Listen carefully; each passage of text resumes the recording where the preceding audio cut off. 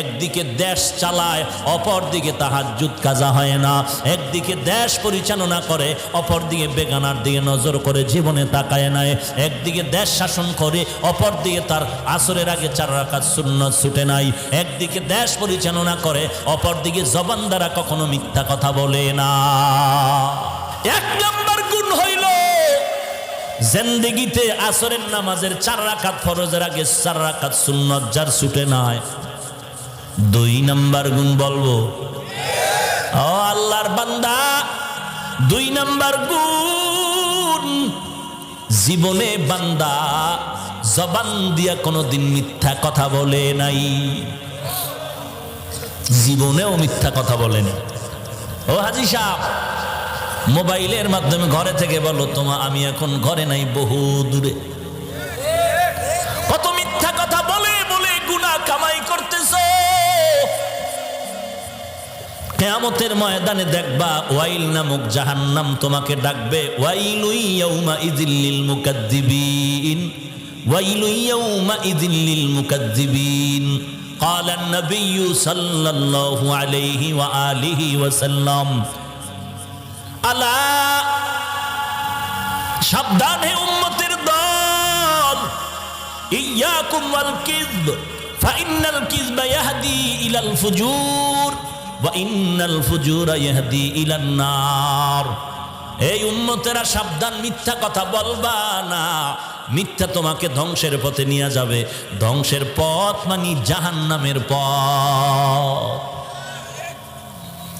ওয়াইল নামক জাহান্নাম মিথ্যাবাদীর জন্য। খাদেম বলে 2 নাম্বার গুণ, জীবনে মিথ্যা কথা বলে নাই। 3 নাম্বার, জীবনে কোনোদিন 2 চোখ দিয়া বেগানার দিকে নজর করে নাই। এই সেলফির গোষ্ঠী, একটা মিস কল পেলেই দৌড়াচ্ছ। তুই চরিত্র যেই রকম ধ্বংস করবি, কপালে বউ থাকলে এরকম চরিত্রহীনা বউ পাবি। তোর চরিত্র যেমন তোর বউ তেমন। তুই বিয়ার পরে ভাবতেছো বউ কেমন, কোনো ভাবার কিছু নাই, ডাইরেক্ট তাবিজ তুই নিজে। তুই যেমন তোর বউ তেমন। জীবনে কত মেয়ের চরিত্র আঘাত করে সরে যুবক,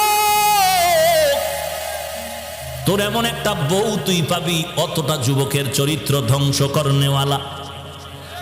তুই যত মেয়ের জিন্দেগি নষ্ট করেছো, যত মানুষের চরিত্র ধ্বংস করেছ, এমন এক জল্লাদ তোর ঘরে আসবে বউ হইয়া, 1 বছরে তোর 30 বছরের জাল মিটাই দিবি। হাসো বেহায়ার মতো, হাসো, টের ভাবি সময় মতো।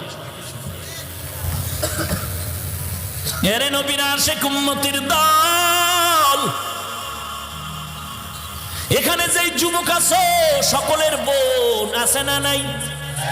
হয়তো তোমার নিজের বোন নাই, চাচতো বোন আছে, মামতো বোন আছে, অধিকাংশ তো নিজের বোন আছে।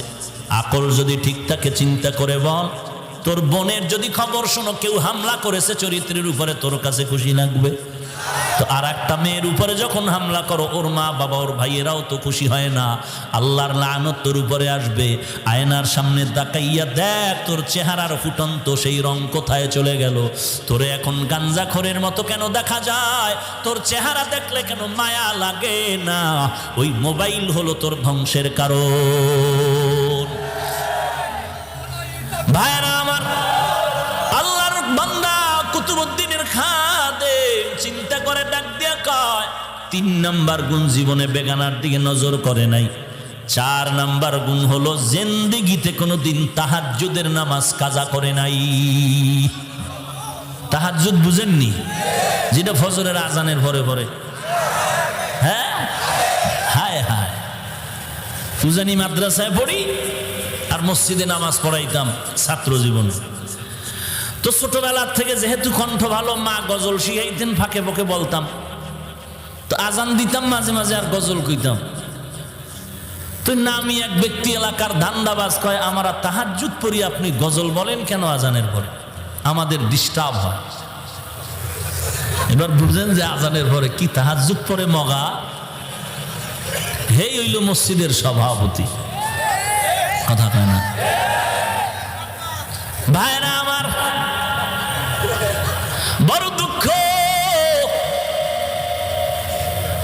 তাহাজ্জুদের নামাজ এমন একটা নামাজ, 5 বেলার নামাজ ফরজের আগে তাহাজ্জুদ ছিল বড় আবশ্যকীয় নামাজ।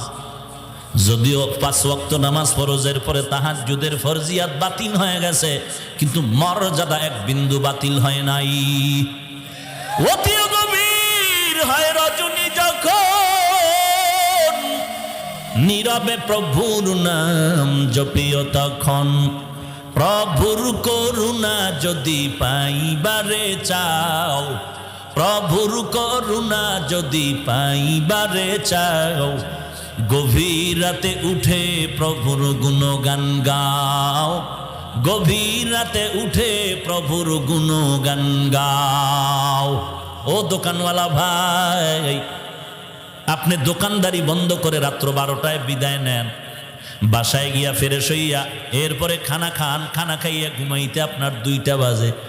একটু যদি মুজাহাদা চেষ্টা করে 2 রাকাত তাহাজ্জুদ পরে ঘুমায় যান, আপনার মতো ধনী ব্যবসায়ী জগতে আর কেউ হতে পারে না।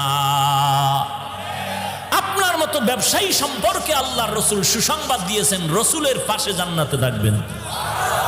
আত-তাজিরুস সুদুকুল আমিন মা'আন নাবিয়্যিন ওয়াস সিদ্দিকিন ওয়াশ শুহাদা'i ওয়াস সালিহিন।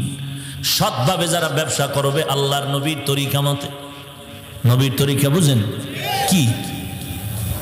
বিক্রি করা মাল ফেরত নেওয়া হয় না। কেন এই সাইনবোর্ড নাই দোকানে? বলেন।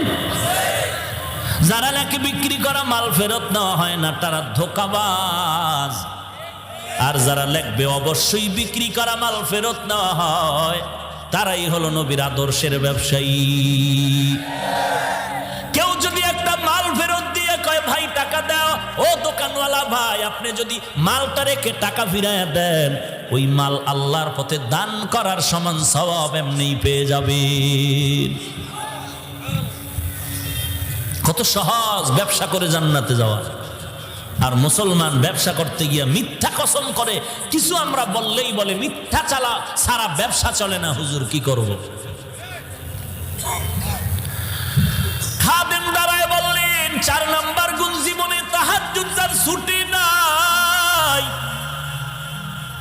একটা আর 2টা না, কঠিন 4টা গুণের কথা বলার পরে ময়দান থেমে গেল। কার আছে এই গুণ? খাদেম চিল্লায় কয় দেরি কেন, দেরি কেন, তাড়াতাড়ি নাও। অবশ্যই তো 4 গুণওয়ালা বান্দা এখানে আছে, না হয় কুতুবউদ্দিন বলে যাইতেন না। কেন দেরি করেন, তাড়াতাড়ি জানাজা পড়ায়া দেন।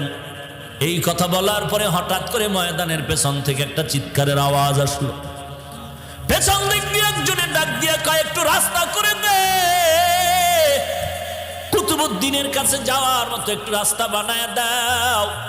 সকলের নজর কেড়ে নিল, ওই বান্দা রাস্তা করে দিল। সবাই ভাগ্য নির্ণয় করে কপাল এত ভালো কার। তাকায় দেখতেছে, চিৎকার মেরে মেরে দৌড়ায় সামনে আসলো। সামনে এসে চিল্লায় কয় কুতুবউদ্দিন, কি সর্বনাশ না করেছো? আমার এই 4 গুণের খবর আমার স্ত্রীও জানে না। আমার এই 4 গুণের সম্পর্ক আমার আল্লাহ তাআলার সাথে গোপন। আজকে এমন ভাবে ঠেকায় দিলের কুতুবউদ্দিন, জানাজা না পড়ায় উপায় নাই, বেঁচে থাকতে পারলাম না। জানাজা পড়ায় দিলেন কোন ব্যক্তি? মনে হয় যেন কোন দরবার শরীফের কুতুবে আলম। না না, ইতিহাসের পৃষ্ঠা বলে ভারতের জমিনে রাষ্ট্র পরিচালনার মধ্যে একজন রাষ্ট্রনায়ক শামসুদ্দিন আলতামাস রহমাতুল্লাহ আলাই। একদিকে দেশ চালায়, অপর দিকে তাহাজ্জুদ কাজা হয় না। একদিকে দেশ পরিচালনা করে, অপর দিকে বেগানার দিকে নজর করে, জীবনে তাকায় নাই। একদিকে দেশ শাসন করে, অপর দিকে তার আসরের আগে 4 রাকাত সুন্নাত ছুটে নাই। একদিকে দেশ পরিচালনা করে, অপর দিকে জবান দ্বারা কখনো মিথ্যা কথা বলে না।